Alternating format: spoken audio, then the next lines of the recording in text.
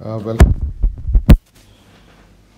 पिछले लेक्चर में आपको याद होगा कि हम लोग डिस्कस कर रहे थे particle states, specially free particle states, जिसमें ना सिर्फ पोजीशन डेफिनेट है और ना ही पार्टिकल का मोमेंटम डेफिनेट है, बल्कि ये जो बेसिक स्टेट फंक्शन है या वेव फंक्शन है, पोजीशन रिप्रेजेंटेशन में अगर स्टेट फंक्शन की बात की जाए तो वो हाइजेनबर्ग अनसर्टेनिटी प्रिंसिपल तो सेटिस्फाई करेगा ही, लेकिन इस किस्म का जो वेव फंक्शन जहाँ पे ना पोजीशन डेफिनेट वैल्यू उसकी पोजीशन की हो ना मोमेंटम की डेफिनेट वैल्यू हो, इस किस्म के वेव फंक्शन को वेव पैकेट कहा जाता है।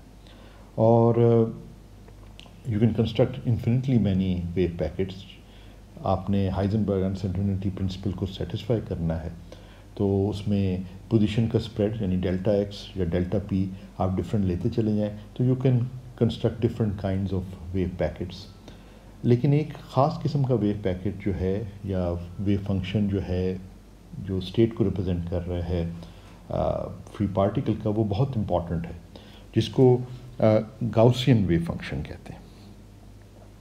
तो बेसिक पॉइंट ये है कि एक तो जैसा मैंने पिछली दफ़ा आपको बताया कि जो स्टेट फंक्शंस हैं ये हाइजेनबर्ग अनसर्टेनिटी प्रिंसिपल को बहर सूरत इनको सेटिस्फाई करना है। अगर पोजीशन डेफिनेट है तो मोमेंटम कम्प्लीटली इनडेफिनेट हो जाएगा, और अगर मोमेंटम डेफिनेट है तो पोजीशन कम्प्लीटली इनडेफिनेट हो जाएगा, यानी कि पोजीशन की कोई प्रिसाइज वैल्यू नहीं रहेगी। वो भी स्टेट फंक्शन जो हैं वो हाइजेनबर्ग अनसर्टेनिटी प्रिंसिपल को सेटिस्फाई करते हैं। मगर हाइजेनबर्ग अनसर्टेनिटी प्रिंसिपल जैसे कि इधर गिवन है, ये आपको काफ़ी फ्लेक्सिबिलिटी दे देता है कि आप डेल्टा एक्स और डेल्टा पी को ट्यून कर सकते हैं, मुख्तलिफ वैल्यूज़ इसकी ले सकते हैं कि पार्टिकल की स्टेट में जो मोमेंटम है उस वो डेफिनेट नहीं है, मगर उसमें कुछ स्प्रेड है जो कि डेल्टा पी से गिवन है, और इसी तरह डेल्टा एक्स जो है वो पोजीशन में स्प्रेड को ज़ाहिर कर रहा है, तो आप इसको मुख्तलिफ स्प्रेड्स ले सकते हैं, और मगर ज़रूरी ये है कि हाइजेनबर्ग अनसर्टेनिटी प्रिंसिपल सेटिस्फाई हो। तो आपके पास काफ़ी चॉइसेस होती हैं। अब हम जिस किस्म के स्टेट फंक्शन की हम बात कर रहे हैं वो जो है वो गाउसियन वेव पैकेट कहलाता है, और इसकी काफ़ी इम्पोर्टेंस है। आमतौर पे जब आप क्वांटम मैकेनिकल पार्टिकल्स का जिक्र करते हैं और उनको लोकलाइज पार्टिकल के तौर पे ट्रीट करना चाहते हैं तो this is one of those very important tech. और हम देखेंगे चल के कि इनकी बहुत बड़ी खसूसियत ये है कि अगर आप इसको पोजीशन रिप्रेजेंटेशन में गाउसियन वेव फंक्शन को लिखें और फिर इसका फोरियर ट्रांसफॉर्म लें और मोमेंटम रिप्रेजेंटेशन में लिखें तो वो भी मोमेंटम स्पेस में गाउसियन फॉर्म ही लेता है। तो इनिशियली अगर पोजीशन स्पेस में गाउसियन है तो मोमेंटम स्पेस में भी गाउसियन रहेगा। तो ये बहुत इंपॉर्टेंट है और यूज़फुल इन्फॉर्मेशन है। उसके अलावा एक और यूज़फुल इसकी इन्फॉर्मेशन ये है कि ये पोजीशन और मोमेंटम की जो अनसर्टेनिटी है ये मिनिमल अनसर्टेनिटी स्टेट फंक्शन बनता है, यानी कि ये वेव पैकेट जो है आप देख रहे हैं ना कि हाइजेनबर्ग अनसर्टेनिटी प्रिंसिपल में यहाँ पे जो है ये ग्रेटर देन इक्वल टू है।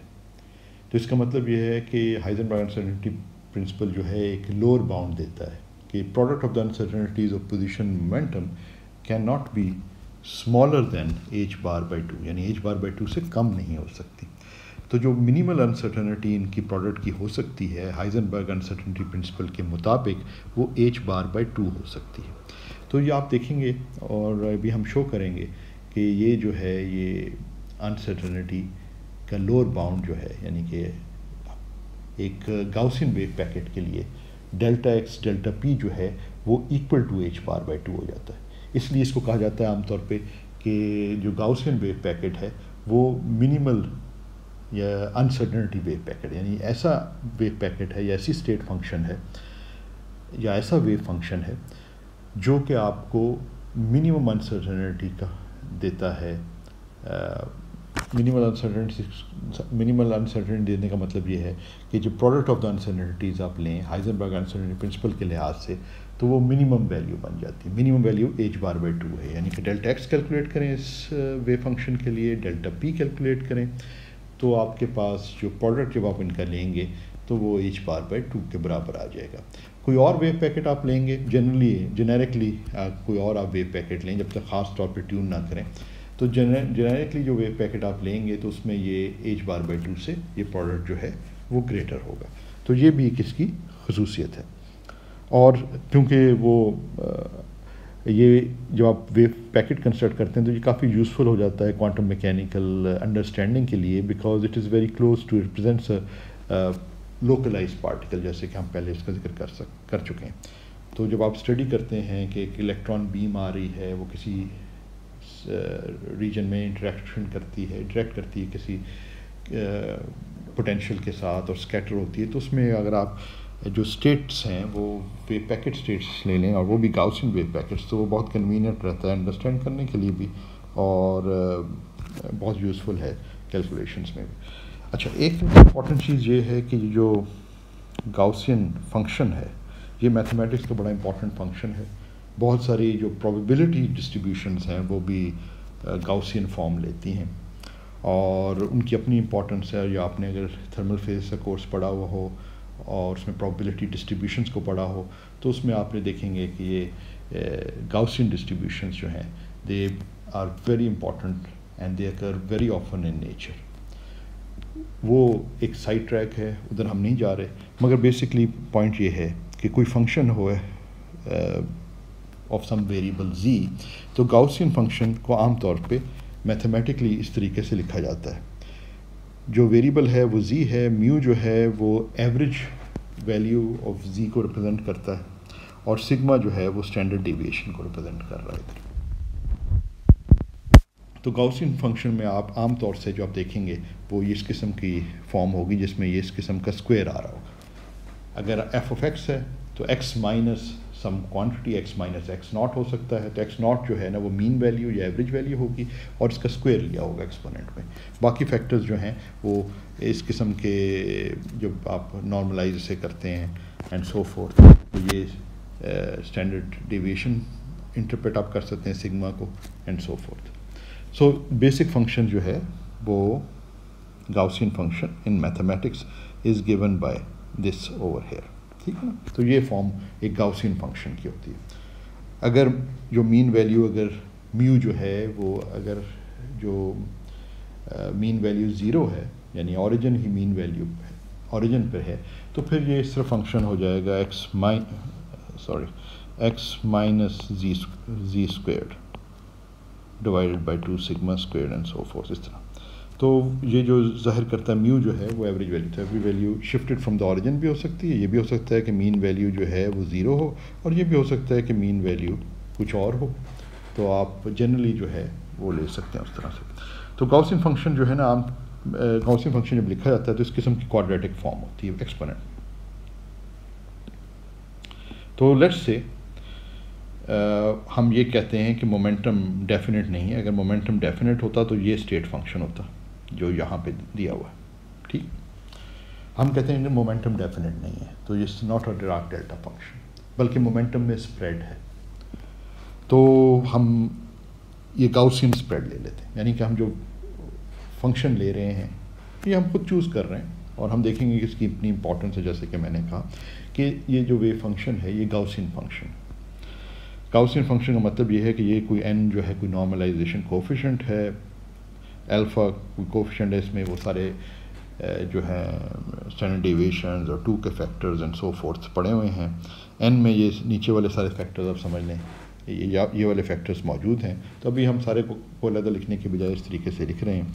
तो बेसिक आपके पास जो फंक्शन है स्टेट फंक्शन मोमेंटम रिप्रेजेंटेशन वो ये गाउसियन फंक्शन बन जाता है।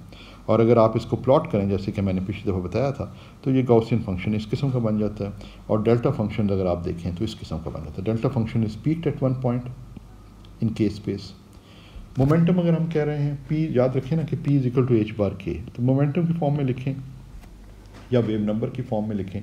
और अभी हम जो है वो 1 डायमेंशन ही कर रहे हैं तो वेक्टर्स भी लगाने की ज़रूरत नहीं है, मगर h बार की मल्टीप्लिकेशन से आप मोमेंटम से वेव नंबर स्पेस में जा सकते हैं। तो वेव नंबर मैं कह दूँ या मोमेंटम कह दूँ, अंडरस्टैंड ये करिएगा कि जहाँ पे वेव नंबर कहा है उसमें h बार से मल्टीप्लाई करें तो मोमेंटम हो जाएगा। और अगर आपके पास वेव नंबर है तो अगर उसको आप मोमेंटम में भी कन्वर्ट कर सकते हैं। बेसिक रिलेशन आपके सामने ये मौजूद है। अच्छा, अब ये जो स्टेट फंक्शन है फाई ऑफ के, आपने ऐसे गाउसियन फॉर्म चूज़ कर ली, ठीक है, और हमें ये भी पता है कि जो है हम इसको नॉर्मलाइज चाहेंगे कि ये नॉर्मलाइज, अगर आप इसको नॉर्मलाइज करें तो इस गाउसियन फंक्शन को, तो ये आपको इस किस्म की इंटीग्रेशन परफॉर्म करनी पड़ेगी। ये बिल्कुल वही चीज़ है जो हम बहुत दफ़ा पहले कर चुके हैं। मैं दोबारा लिख देता हूँ जस्ट टू रिमाइंड यू। तो this is actually phi star K phi of K D K equal to 1, यानी टोटल प्रोबेबिलिटी जो है, sum of the total probability. अगर डिस्क्रीट वेरिएबल होता तो ये समेशन होती। अब क्योंकि ये डिस्क्रीट वेरिएबल नहीं, कंटिन्यूस वेरिएबल हम ले रहे हैं के को, तो इसलिए ये इंटीग्रेशन आ गई। और ये जो है ये बेसिकली रिप्रेजेंट यही कर रहा है कि टोटल प्रोबेबिलिटी जो है has to be equal to 1, क्योंकि आपको पता है ना कि फाई के का एब्सोल्यूट स्क्वायर जब लेते हैं तो ये प्रोबेबिलिटी डेंसिटी देता है। तो जब डी के साथ इसको आप इंटीग्रेट कर देते हैं तो ये टोटल प्रोबेबिलिटी बन जाती है। तो अगर आप नॉर्मलाइजेशन करें और जहन में रखें कि ये दो इम्पॉर्टेंट गाउसियन इंटीग्रेशंस के लिए ये दो इम्पॉर्टेंट इंटीग्रल की इंटीग्रेशंस की आइडेंटिटीज़ हैं जो कि काफ़ी यूज़फुल हैं। बेसिकली तो ये तो आपने यकीनन देखा हुआ होगा और इसको बड़ी साइंस से ड्राइव भी किया जा सकता है। और ये जो है ये रिलेशन जिसमें देखें ना, ये भी गाउसियन फंक्शन है। ये मैंने जिस तरह कहा ना, गाउसियन फंक्शन का जो है सिग्नेचर ये खास जो नज़र आता है गाउसियन फंक्शन के, ये एक्सपोनेंट में ये जो स्क्वायर आ रहा है ना वाई स्क्वायर, ये इस चीज़ की इंडिकेशन है कि ये गाउसियन फंक्शन। तो जिस वक्त आप इसको जो है वो इंटीग्रेट करते हैं तो आपके पास ये आ जाता है। और ये इसी को अगर आप इसका डेरिवेटिव लें विद इस वाले का अगर डेरिवेटिव लें विद रिस्पेक्ट टू ए, जो कि आप ले सकते हैं क्योंकि वाई इसमें इंडिपेंडेंट वेरिएबल है जिस पर इंटीग्रेशन हो रही है, तो आपको ये ऊपर वाली आइडेंटिटी मिल जाती है। तो एक से दूसरी ड्राइव कर सकते हैं। मगर ये दोनों इम्पॉर्टेंट आइडेंटिटीज़ हैं। ये जो चीज़ है जो बिल्कुल वैसे ही है कि आप जो हैं अगर आपने एवरेजेस मालूम करनी है, मसलन एक्स स्क्वायर्ड की एवरेज मालूम करनी है या मीन वैल्यू मालूम करनी है, तो ये यूज़फुल हो जाएगा। और नॉर्मलाइजेशन वगैरह के लिए ये इंटीग्रेशन जो इधर गिवन है इंटीग्रेशन, ये यूज़फुल है। तो इसको इन दोनों आइडेंटिटीज़ को अगर इंटीग्रेशन के इस्तेमाल करें तो आप ये गाउसियन इंटीग्रेशंस वगैरह परफॉर्म कर सकते हैं। तो ये आप चेक भी कर लें। बहुत सारी बुक्स में इसकी डेरिवेशन दी हुई है। थर्मल फिज़िक्स की किताबों में तो बहुत इस्तेमाल होता है, इसलिए मैंने जिस तरह कहा कि वहाँ पे गाउसियन जो प्रोबेबिलिटी डिस्ट्रीब्यूशन है वो बहुत इंपॉर्टेंट है। तो इस किस्म की इंटीग्रेशंस काफ़ी आती हैं। तो वो जो है आप उन बुक्स के अपेंडिक्स वगैरह देखें। राइफ की किताब है उसके अपेंडिक्स में देखें, ब्लंडेल की अपेंडिक्स में देखें, जो थर्मल फिज़िक्स की किताबें उनकी उनको अगर आप देखें तो स्टैटिस्टिकल फ़िज़िक्स और थर्मल फिज़िक्स की, तो उसमें आपको मिल जाएगा। ये तो कोई इतना मुश्किल काम नहीं। एनीवे, अगर आप इस तो बेसिकली जब आप ये इंटीग्रेशन परफॉर्म कर रहे हैं, आपके पास ये फाई के फंक्शन है, तो एसेंशली आप जो है ये इस्तेमाल कर सकते हैं। तो इंटीग्रेशन जब आप परफॉर्म करें, मैं leave it as a homework, तो ये आप देखेंगे कि जो कोफिशिएंट आ जाएगा n जो है वो ये, ठीक है ना, in terms of alpha and pi. अब हम इसको n ही रहने देंगे, बार बार सारे फैक्टर लिखने के बजाय। मगर आपको पता होना चाहिए कि इसको नॉर्मलाइज करने का मतलब ये है कि you have to perform an integration, और उसकी आइडेंटिटीज़ गिवन है गाउसियन के लिए, तो कोई मुश्किल काम नहीं है कि गाउसियन इंटीग्रेशंस को परफॉर्म करना। अच्छा, अब हम पहली चीज़ जो करना चाहेंगे, जो हमारे सामने पहला सवाल होगा, वो ये है कि क्या ये वेव पैकेट जो है जो हम कंस्ट्रक्ट कर रहे हैं, ये इसमें uncertainty in position and momentum क्या है, और क्या ये हाइजेनबर्ग अनसर्टेनिटी प्रिंसिपल की जो मैंने पहले क्लेम किया कि ये मिनिमम अनसर्टेनिटी वेव पैकेट है, तो ये साबित हम करेंगे। उसको साबित करने की ज़रूरत ये है कि अगर आप हाइजेनबर्ग अनसर्टेनिटी प्रिंसिपल देखें और अगर आप इसी को के की फॉर्म में लिखें, तो ये basically greater than equal to 1/2 बन जाता है। एच बार का फैक्टर कैंसिल हो जाता है, ठीक है ना। डेल्टा पी जो है ना एच बार डेल्टा के है, तो इसलिए ये एच बार दोनों साइड से कैंसिल हो जाएगा। तो ये आप एसेंशली आप के की फॉर्म में आप लिख रहे हैं ना, तो ये आपको ज़रा एडवांटेज हो जाता है कि एच बार का फैक्टर डालने की ज़रूरत नहीं, इसलिए हम इसको के की फॉर्म में आगे कर रहे हैं। तो अब हम ये देखना चाहेंगे कि मैंने क्लेम ये किया है कि दिस जो गाउसियन वेव पैकेट है ये हाइजेनबर्ग अनसर्टेनिटी का के लिहाज से मिनिमम अनसर्टेनिटी वेव पैकेट है। इसका मतलब है इधर ये रिज़ल्ट आना चाहिए, it should be equal to half. तो वो हम चेक करना चाह रहे हैं, और उसके लिए हमें क्या करना पड़ेगा कि डेल्टा एक्स भी कैलकुलेट करना पड़ेगा और डेल्टा के भी कैलकुलेट करना पड़ेगा। Uncertainty in X and uncertainty in K वो हमें कैलकुलेट करनी पड़ेगी from for the given wave function और the state function in momentum space भी और पोजीशन स्पेस में। सो अगर हम के करते हैं we have the wave function in momentum space phi of K, तो के की मीन वैल्यू अगर हम डिटरमिन करना चाहते हैं, this is how we do it. तो अब के का फैक्टर एक साथ आ जाता है। ये बेसिकली वही है ना जो हमने लिखते थे कि फाई फाई के फाई के, तो ये हमारा बेसिकली मीन वैल्यू, सॉरी ये मीन वैल्यू थी। उसी का हमने जब हम इसको इंटीग्रेशन की फॉर्म में लिखें तो एसेंशियली आपके पास ये बन जाता है। अच्छा, अब आप इसमें सब्स्टिट्यूट कर दें, जो ये सब चीज़ें इस तरीके से आ जाती हैं।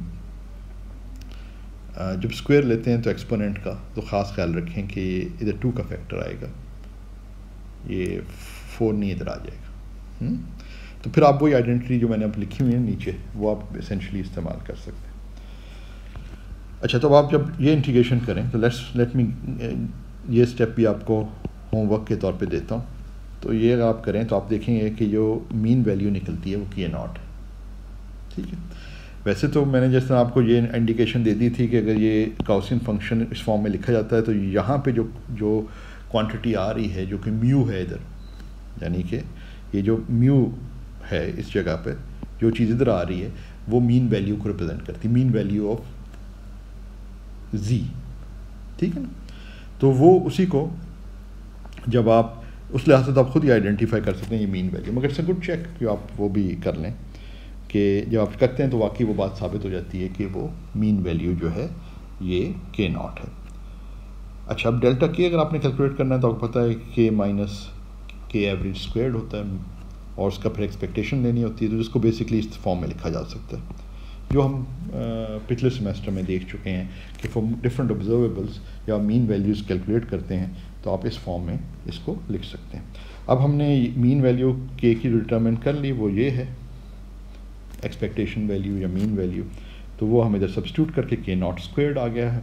अलबत्ता ये अभी हमने मालूम करना है, तो ये हम बिल्कुल उसी तरीके से जब हम इंटीग्रेशन करते हैं तो ये इंटीग्रल बन जाता है, इसमें के की बजाय इधर के स्क्वायर्ड आ रहा है और जो आपकी प्रोबेबिलिटी डिस्ट्रीब्यूशन है वो ये आ रही है।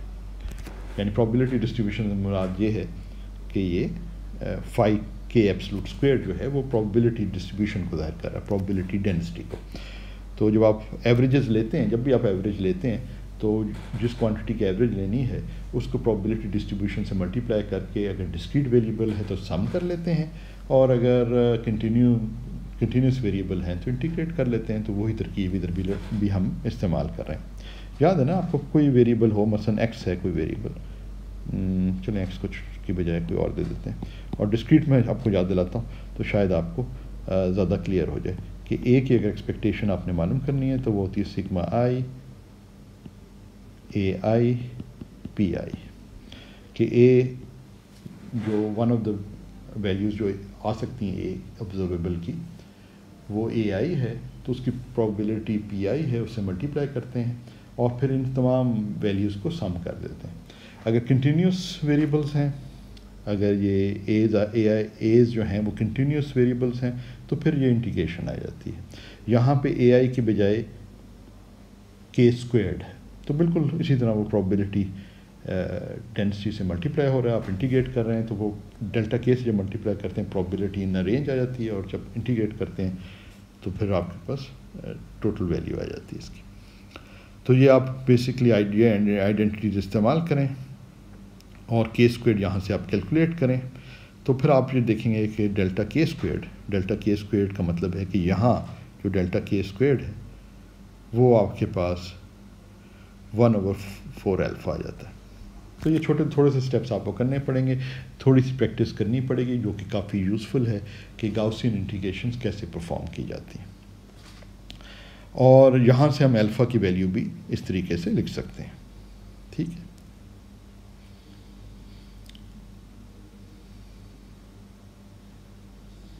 ठीक है, सॉरी इसको ऊपर में ले आया था। तो डेल्टा के स्क्वायर जो है ना 1/4 अल्फ़ा की टर्म्स में आ गया। तो एसेंशली हमारा, जैसे आप कह सकते हैं ना कि एक काम तो हमने कर लिया कि डेल्टा के स्क्वायर हमने हासिल कर लिया। हमें ये जो हाइजेनबर्ग अनसर्टेनिटी प्रिंसिपल है, जिसको हम चेक कर रहे हैं for a Gaussian wave packet की क्या वैल्यू आती है, उसमें हमने ये चीज़ हासिल कर ली, डेल्टा के स्क्वायर हासिल कर लिया, इसका स्क्वायर रूट लें तो डेल्टा के मिल जाएगा हमें। अब हमने नेक्स्ट स्टेप में क्या करना है, नेक्स्ट स्टेप में हम ये करते हैं कि बेसिकली जो हमारे पास ओरिजिनल फंक्शन था जो कि फाई ऑफ के था, ये जो फाई ऑफ के है, लेट्स गो बैक एंड सी के फाई ऑफ के का क्या फॉर्म हमने ली थी। वो हमें याद है कि वो ये फॉर्म थी। हाँ, अब इसमें हम ये सब्स्टिट्यूट कर देते हैं अल्फ़ा की वैल्यू, तो अल्फ़ा की वैल्यू सब्स्टिट्यूट की तो अब आपके पास फाई ऑफ के ये बन जाता है। ठीक है, इसमें कोई ख़ास चीज़ नहीं है। यहाँ से हमने अल्फ़ा डिटरमिन कर लिया, यहाँ से अल्फ़ा डिटरमिन कर लिया और यहाँ पे सब्स्टिट्यूट कर दिया। ठीक है, अब ज़्यादा इसको ज़्यादा सिंप्लीफाई करने के लिए हम ये भी ले सकते हैं कि के नॉट, ये तुम्हारी मर्ज़ी है, हम खुद ही से एक वेव पैकेट कंस्ट्रक्ट कर रहे हैं, स्टेट फंक्शन कंस्ट्रक्ट कर रहे हैं। तो हम एग्जांपल के तौर पर ये समझने के लिए हम के नॉट को ज़ीरो ले लेते हैं, यानी इसका मतलब ये कि मीन वैल्यू ज़ीरो है। मीन वैल्यू जो है वो के नॉट नहीं है, या एक्सपेक्टेशन वैल्यू ऑफ के जो है के नॉट नहीं है, मीन वैल्यू ऑफ के जो है वो ज़ीरो है। तो उस के नॉट को ज़ीरो रख लिया तो थोड़ी सिंप्लीफाइड फॉर्म बन जाती है। जैसे मैंने पहले आपको बताया था कि अगर एवरेज जो है वो ज़ीरो पे है तो वो थोड़ा सिंपल आपके पास गाउसियन फंक्शन बन जाता है, जैसे कि हम इधर देख रहे हैं। अच्छा, अब हमने अगर पोजीशन में अनसर्टेनिटी मालूम करनी है तो what we need to do is take a Fourier transform of this. तो Fourier transform phi of K का लेंगे, तो फाई ऑफ के जो है वो बेसिकली ये है multiplied by the factor n, जो कि हमने बाहर ले लिया है। और तो ये फोरियर ट्रांसफॉर्म लेने का मतलब ये है कि आप ये इंटीग्रेशन परफॉर्म कर रहे हैं। ठीक है ना, ये तो हमने पहले भी कई दफ़ा देखी हुई है।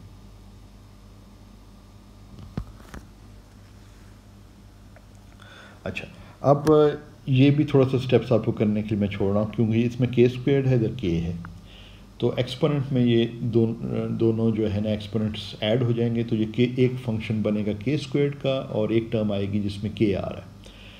तो आपको कंप्लीटिंग द स्क्वायर करनी पड़ेगी, क्योंकि जो आपके पास आइडेंटिटीज़ हैं, जो कि यूज़फुल आइडेंटिटीज़ हैं, वो इस किस्म की हैं जिसमें ये वाई स्क्वायर्ड इधर आ रहा है। अगर वाई वो वेरिएबल है तो हमारे पास के है, तो इसमें के भी है और के स्क्वायर्ड भी एक्सपोनेंट में है। तो कंप्लीटिंग द स्क्वायर अगर करें तो फिर आप इसको दोबारा से के की फॉर्म, यानी के प्राइम कह लें उसे, के प्राइम बन जाएगा।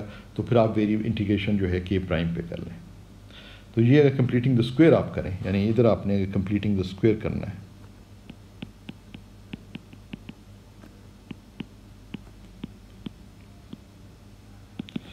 कंप्लीटिंग द स्क्वायर करें तो उसके बाद ये इंटीग्रेशन परफॉर्म की जा सकती है। जो ऊपर वाली आइडेंटिटी दी हुई है, जिसका मैंने अभी थोड़ी देर पहले जिक्र किया, ये वाली आइडेंटिटी जो है आप इस्तेमाल करके इसको कैलकुलेट कर सकते हैं। जब आप कैलकुलेट करें तो आपके पास ये फंक्शन आ जाता है, this is phi of X. तो पहला जो मेरा क्लेम था, जो मैंने मेंशन किया था शुरू में, कि अगर आप स्टार्ट करें किसी गाउसियन फंक्शन का मोमेंटम स्पेस में, तो पोजीशन स्पेस में भी जो स्टेट फंक्शन है या वेव फंक्शन है वो गाउसियन रहता है। तो वो आप देख रहे हैं कि ये गाउसियन है, एक्स स्क्वायर्ड आ रहा है एक्सपोनेंट में। तो this is also of the Gaussian form. क्योंकि आपने जो initial wave function momentum space में लिया हुआ है वो गाउसियन फंक्शन है।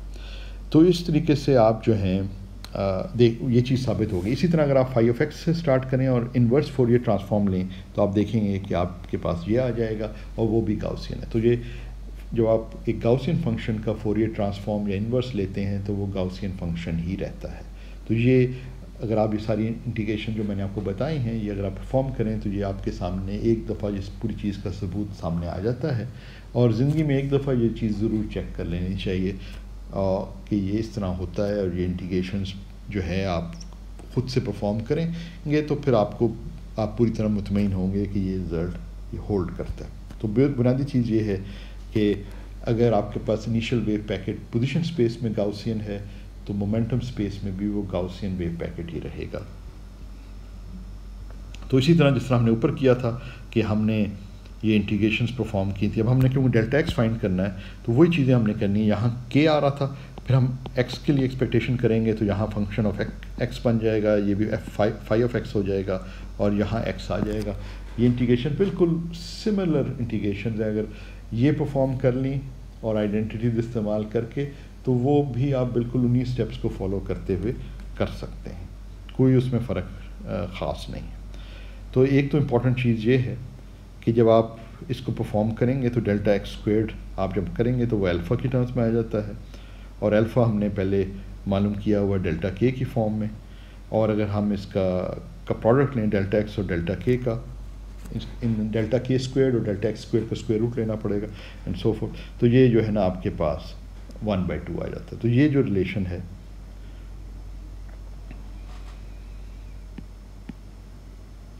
या हाइजेनबर्ग अनसर्टेनिटी में, इधर इंपॉर्टेंट चीज़ ये है कि ये इक्वल टू 1/2 आ रहा है। For a general state function ये जो प्रोडक्ट है डेल्टा एक्स और डेल्टा के का वो greater than equal to half होगा। इक्वल टू होने का मतलब ये है कि जो हाइजेनबर्ग अनसर्टेनिटी प्रिंसिपल के मुताबिक मिनिमम अलाउड अनसर्टेनिटी है इन डेल्टा एक्स एंड डेल्टा के, वो यहाँ सेटिस्फाई हो रही है, उनके प्रोडक्ट ये सेटिस्फाई कर रहा है। यानी कि हाइजेनबर्ग अनसर्टेनिटी प्रिंसिपल का जो लोअर बाउंड है, कम से कम जो प्रोडक्ट ऑफ अनसर्टेनिटी हो सकता है as allowed by Heisenberg uncertainty principle, वो ये गाउसियन वेव पैकेट सेटिस्फाई कर रहा है। तो ये एक बहुत ही इम्पॉर्टेंट है चीज़, क्योंकि जब आप minimum uncertainty wave packet construct करना चाहें तो आपके सामने ये एक बहुत इंपॉर्टेंट एग्जांपल है। A Gaussian wave packet is a minimum uncertainty wave packet.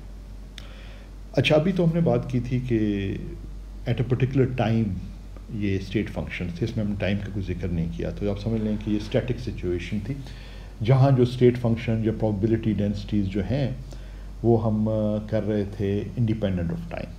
अब अगर हम स्टेट फंक्शन को देखना चाहते हैं, टाइम एवोल्यूशन की बात करना चाहते हैं, तो क्योंकि ये फ्री पार्टिकल के जो आइगन फंक्शंस हैं हैमिल्टोनियन के, वो मोमेंटम के भी आइगन फंक्शंस हैं एंड सो फोर्थ। तो फिर हम जो बेसिकली आपको याद होगा पिछले सेमेस्टर में भी हमने ये जिक्र किया था कि साई ऑफ एक्स टी जब आप लिखना चाहें तो ये साई ऑफ एक्स से साई ऑफ एक्स टी लिखना चाहें तो ये फैक्टर इधर आ जाता है। ये जो फेस फैक्टर इधर आता है जिसमें एक्सपोनेंट में energy corresponding to that state मौजूद है। अगर आपके डिस्क्रीट सिस्टम यानी बाउंडेड सिस्टम है और डिस्क्रीट आइगन वैल्यूज़ हैं तो ये समेशन बन जाती थी, ये हमने पिछले सेमेस्टर में देखा था। और अगर ये कंटिन्यूस वेरिएबल्स हैं तो फिर ये अब समेशन की बजाय इंटीग्रेशन आ जाएगी, जो कि इस केस में है। तो फ्री पार्टिकल के लिए हम ये एनर्जी डिस्पर्जन है, यानी फ्री पार्टिकल की सिर्फ और सिर्फ काइनेटिक एनर्जी होती है और वो p²/2m होती है, और p जो है वो h बार k है, तो ये h²/k²/2m आ जाता है।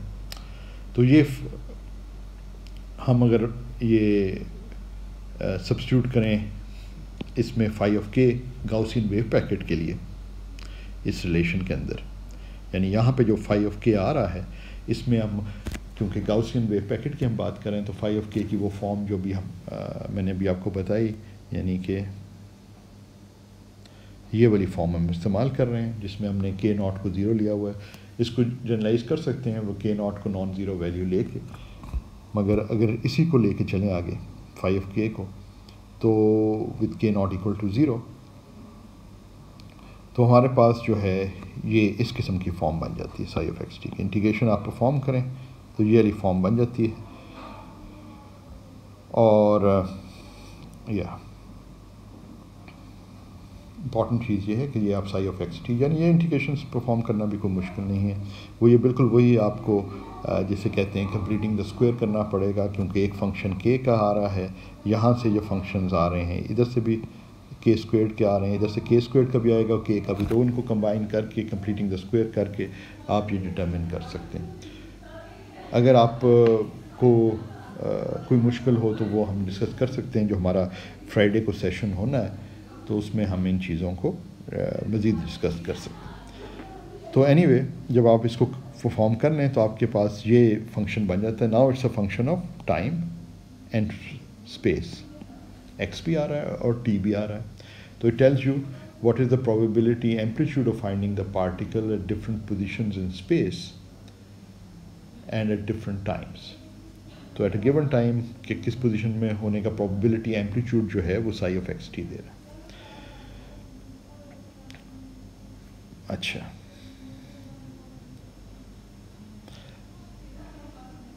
तो आप ये ज़हन में रखें कि डेल्टा एक्स स्क्वायर्ड ये है, डेल्टा के ये है, ये हमारा रिलेशन हम इस्तेमाल कर सकते हैं। तो अल्फ़ा की जगह अगर हम चाहें तो अगर आप एक्सपोनेंट में देखें, अगर एक्सपोनेंट को हम देखें, एक्सपोनेंट से मुराद है ये जो है, ये जो हिस्सा है ये एक्सपोनेंट कहला रहा है, इस वेव फंक्शन का ना कहलाता है। तो एक्सपोनेंट को अगर आप देखें तो अल्फ़ा की जगह आप डेल्टा एक्स स्क्वायर्ड सब्स्टिट्यूट कर सकते हैं, क्योंकि हमने ऊपर वो अगर आप कैलकुलेशन सारी परफॉर्म करें तो डेल्टा एक्स स्क्वायर्ड जो है वो अल्फ़ा निकला था। तो वो अगर हम सब्स्टिट्यूट करें तो फिर हमारे पास इसकी ये फॉर्म बन जाती है।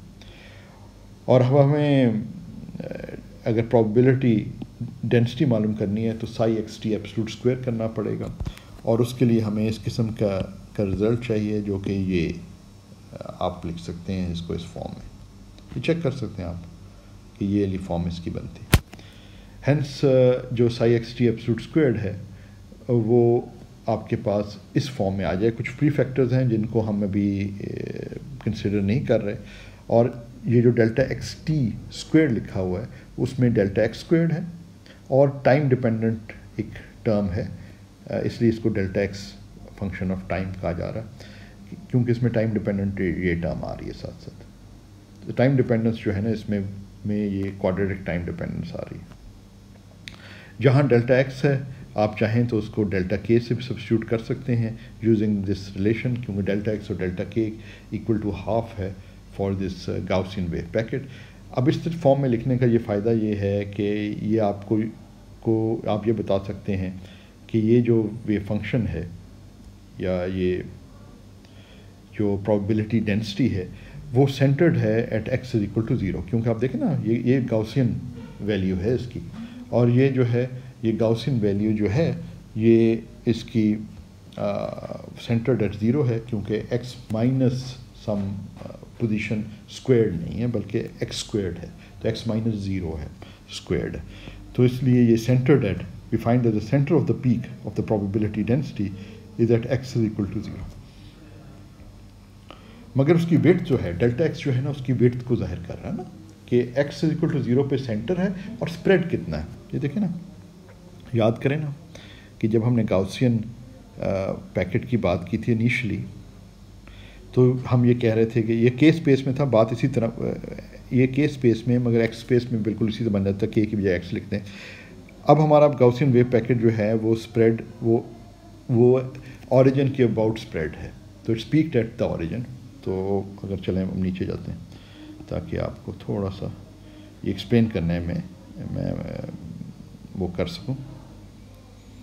तो बेसिक हमारा जो वेव पैकेट है वो इस तरीके से बन रहा है, ये प्रोबेबिलिटी डेंसिटी को हम कंसिडर कर रहे हैं। तो लेट्स जस्ट से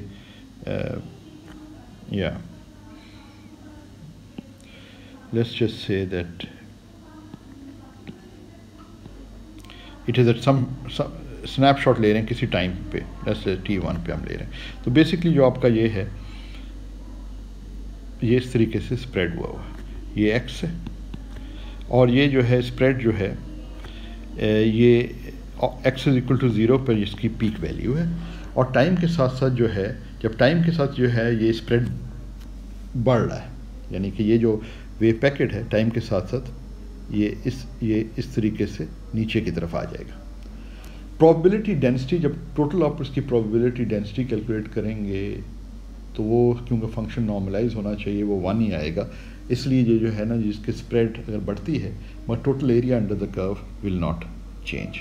जब आप इंटीग्रेट करते हैं तो total area under the curve आप कल मालूम कर रहे हैं ना, तो स्प्रेड जो है ना वो डेल्टा एक्स टी से गिवन है, और डेल्टा एक्स टी जो है वो बेसिकली ये क्वांटिटी इसका स्क्वायर्ड है, तो स्क्वायर रूट लें तो वो है। तो आप ये देख रहे हैं कि जो स्प्रेड है वो इस स्पीड से जा रहा है, delta P over M. Delta P जो है वो एच बार के है, ठीक है ना। ये डेल्टा पी स्क्वायर्ड है, टी स्क्वायर्ड ओवर एम है। तो अगर आप डेल्टा एक्स खाली देखें तो ये डेल्टा पी बन जाएगा ओवर एम। तो स्पीड ये जो चीज़ है, यानी इसको अगर आप लिखें तो एच स्क्वायर्ड डेल्टा के, अगर हम इसका अगर आप सोचें ना कि अगर हम इसकी स्क्वायर रूट ले रहे हैं तो ये basically H bar delta K over M T square T आ रहा है। तो एच बार डेल्टा के जो है वो एच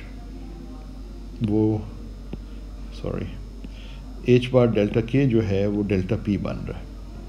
तो ये delta P this is equal to delta P over M T.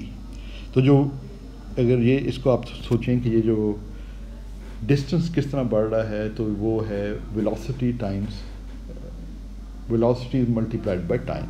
तो ये जो चीज़ है ये v बन जाएगा, v और ये t। तो इससे जो स्प्रेड है टाइम के साथ, जो स्प्रेड है डेल्टा x वो इस तरीके से चेंज हो रहा है। Time t is equal to 0 पे उसकी वैल्यू डेल्टा x थी, टाइम ग्रेटर देन t पे ये जो है ना डेल्टा x से बढ़ जाएगा। और किस स्पीड से बढ़ रहा है ये स्प्रेड, वो स्पीड जो है वो डेल्टा p ओवर m है, जो कि बेसिकली एक क्लासिकल वेलोसिटी को भी रिप्रेजेंट करती है। तो मोमेंटम आपको गिवन हो तो वो डिवाइड करें अगर मास ऑफ द पार्टिकल से, तो आपको वेलोसिटी मिल जाती है। तो ये जो स्प्रेड है ये बढ़ रहा है with time with velocity delta P over M, और ये स्प्रेड जो है इन टाइम टी के अंदर ये delta P T over M बन जाएगा। तो ये बिल्कुल क्लासिकल पार्टिकल की तरह जो है ना उसकी वेलोसिटी और ये वाली चीज़ आ रही है। इसका मतलब है कि ये जो इसके जो स्प्रेड है वो इस तरीके से ये चेंज हो रहा है, और हम इसको काफ़ी हद तक जो क्लासिकल पार्टिकल है उसके तौर पे इसको इमेजिन कर सकते हैं, ठीक है। अच्छा, दूसरी आखिरी जो चीज़ इसमें बताना चाहूँगा वो ये है कि अगर हम ये किधर गई इक्वेशन, हाँ, इस इक्वेशन को अगर हम दोबारा कंसिडर करें, ये जो इक्वेशन गिवन है इक्वेशन 4, यानी ये वाली इक्वेशन, इसको अगर हम दोबारा कंसिडर करें तो आपने देखा है ना कि वहाँ ई के ओवर एच बार है, तो इसको हमने ओमेगा से रिप्लेस कर दिया, बाकी सब चीज़ें वैसी की वैसी हैं, ठीक है ना। ये आइंस्टाइन रिलेशन जो है ओमेगा और एनर्जी के दरमियान, उसको इस्तेमाल कर रहे हैं। तो जैसा मैंने कहा कि इंडिविजुअल वेव्स जो हैं वो तो फेज़ वेलोसिटी से मूव करती हैं, और वेव पैकेट जो है वो मूव कर रहा है विद द ग्रुप वेलोसिटी। इसको हम इस तरीके से भी देख सकते हैं कि ओमेगा जो है एक वैल्यू ओमेगा नॉट प्लस, ये टेलर एक्सपेंशन ही है कि अगर जो स्प्रेड है के नॉट, अगर हम दोबारा से सोचें तो वो स्प्रेड अगर काफ़ी स्मॉल है, इट्स वेरी क्लोज टू के माइनस के, तो हायर ऑर्डर टर्म्स को हम इग्नोर कर लेंगे, एंड दूसरे हम ये कह रहे हैं के not is much smaller than के, तो ये स्प्रेड काफ़ी कम है। तो जो आपके पास ये D omega by T Taylor expansion में आ जाता है वो ग्रुप वेलोसिटी कहलाती है। तो जब के एक्स माइनस ओमेगा टी लिखें तो के एक्स ये आ गया, ओमेगा में एक जो फ्रीक्वेंसी ओमेगा नॉट है, और ये ग्रुप वेलोसिटी आ गई, और के माइनस के। तो इसको अगर हम रिप्लेस करें वेव फंक्शन के अंदर, जो एक्सपोनेंट को अगर हम रिप्लेस करें वेव फंक्शन में अगर हम रिप्लेस करें तो हम देखेंगे कि एक ये फैक्टर बाहर आ जाता है, यानी कि इसी वाले को देखें ना, तो यहाँ ओमेगा की जगह ये चीज़ें पुट करें तो बाकी चीज़ें जो है, बाकी आपके पास ये वाला फॉर्म बन जाती है, ठीक है ना, साई ऑफ एक्स, ठीक है। तो आप ये देख रहे हैं कि प्रोबेबिलिटी, ये जो वेव फंक्शन है वो ग्रुप वेलोसिटी के साथ मूव कर रहा है, यानी कि ये वेव पैकेट है और इसकी वेलोसिटी जो है ना वो vg है, ये बताने की कोशिश है। तो vg जो है ना वो कॉरस्पॉन्ड करती है क्लासिकल पार्टिकल की वेलोसिटी को। तो ये है तो क्वांटम मैकेनिकल वेव पैकेट, मगर अगर हम क्लासिकल पार्टिकल, जो हमारा इंट्यूशन है क्लासिकल पार्टिकल के बारे में कि वो लोकलाइज इन स्पेस है और एक ख़ास वेलोसिटी से मूव कर रहा है, तो वो हम किसी हद तक यहाँ उसको क्वांटम मैकेनिक्स के साथ जोड़ सकते हैं, कंपैटिबल बना सकते हैं। अगर ये इमेजिन करें कि वो जो पार्टिकल है, क्लासिकल पार्टिकल, जब हम उसे क्वांटम मैकेनिकल पार्टिकल तस्वर करते हैं तो उसकी स्टेट जो है वो एक गाउसियन वेव पैकेट से डिस्क्राइब कर रहे हैं, और जिस वेलोसिटी के साथ वो मूव कर रहा है वो वेव पैकेट की वेलोसिटी है, वो इंडिविजुअल वेव्स की वेलोसिटी नहीं है जो कि फेज़ वेलोसिटी कहलाती है। ये जो है ये वेव पैकेट की वेलोसिटी से वो मूव कर रहा है, और ये ग्रुप वेलोसिटी है कहलाती है vg। और ये अगर उसका मोमेंटम p है, मास m है, तो हम p/m की टर्म में इसको लिख सकते हैं। तो ये काफ़ी हद तक वो क्लासिकल के साथ जुड़ जाता है। तो प्रोबेबिलिटी डेंसिटी जो है वो इस तरीके से मूव कर रही है, यानी कि जो प्रोबेबिलिटी डेंसिटी के जो पीक है वो आपके इस तरह शिफ्ट होते मालूम हो रही है। तो अगर आप इस तरह देखें तो आपको ऐसे आप इमेजिन करेंगे जैसे कि एक पार्टिकल मूव कर रहा है from one position at some time t to some later position to some other position at some later time t, and the velocity with which the particle is moving in quantum mechanics is given by the velocity of the wave packet, which is the group velocity. तो इस तरीके से जो classical और quantum जो है वो काफ़ी हद तक जुड़ जाती है, और वो जो इंट्यूशन है वो हमें मिल जाती है if we use a Gaussian wave packet। तो ये गाउसियन वेव पैकेट इस लिहाज से ये काफ़ी यूज़फुल होते हैं। तो ये काफ़ी सारी चीज़ें मैंने इधर कवर की हैं, और कुछ चीज़ें आपको होमवर्क में डेरिवेशन के तौर पे भी के लिए भी दी हुई हैं, और थोड़ा सा इसको देख लें, समझने की कोशिश करें, और फिर उसके बाद जो है ये हमारा जो नेक्स्ट सेशन होगा ये फ्राइडे को 9 o'clock। तो अगर आपका कोई क्वेश्चंस हों इनसे रिलेटेड तो you are welcome to ask. अभी मैं सिर्फ ये रिकमेंड करूँगा कि इन लेक्चर्स को गो थ्रू कर लें, ताकि ये वेव पैकेट के बारे में आपको अंडरस्टैंडिंग हासिल हो जाए, इसकी क्या इंपॉर्टेंस है, गाउसियन ख़ास तौर से गाउसियन वेव पैकेट की क्या इंपॉर्टेंस है, मोटिवेशन इनको वेव पैकेट स्टेट्स बनाने की मोटिवेशन क्या है, और ये ग्रुप ऑफ फेज़ वेलोसिटी का डिफरेंस क्या है, और क्लासिकल और क्वांटम के कॉरस्पॉन्डेंस क्या है। तो इसके साथ फिर मैं आज